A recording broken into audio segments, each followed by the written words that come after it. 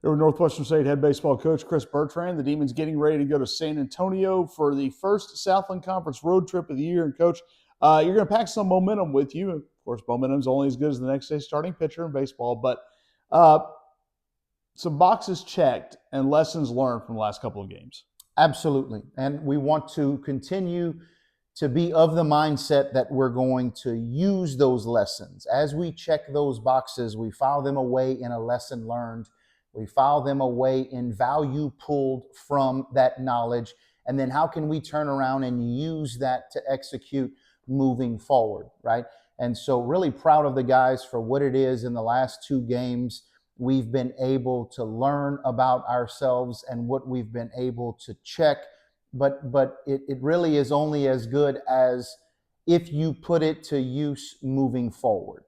It'll be a different kind of challenge this weekend down at UIW before we get to the Cardinals themselves. That ballpark is a very offensive ballpark, probably in the early season in a different way than Louisiana Tech, maybe the most offensive ballpark you've seen yet. Absolutely. And so another opportunity to discover, another opportunity to learn, another opportunity, honestly, to strike balance, right? Is that in addition to just the facility itself, when you look at right now, how good the Demons have been at home, so to say, and then what has taken place on the road in the 5 or 6 road games that we have played so far. And so us learning how to be a better road team, a better away team, us learning how to play in different ballparks against different styles of baseball. And so you're exactly right. An extremely difficult place to win, an extremely difficult place to go in and compete, right? But we have to find a way to strike that balance, and we have to find a way with everything that is going on, right, to make it about us, right? You pay all the respect in the world to the opponent and to the schedule and to the facilities that we get a chance to play in, but make it about us. How can we improve? How can we continue to get better with everyone? How can we continue to overcome some of the adversity and some of the things that we've been dealt? Because that also provides opportunities for guys. And so it's a very noteworthy talking point, but I think at the end of the day, the way in which it needs to be thought of is let's focus on ourselves first and then deal with things as they come up and hope to be in a mindset and an execution state where we can dominate each one of those. One of the talking points this year, certainly on the weekends, has had to be the work of your bullpen. Those guys have come in, and the numbers they've put up, especially the last 2 weekends, given what they did against Southeastern this past week, a lot of confidence being built even as those roles continue to shake out. Absolutely. Incredible job by Dan. Incredible job by the entire pitching staff. And you're exactly right. An incredible job by our bullpen specifically in the moments where we have been great, right?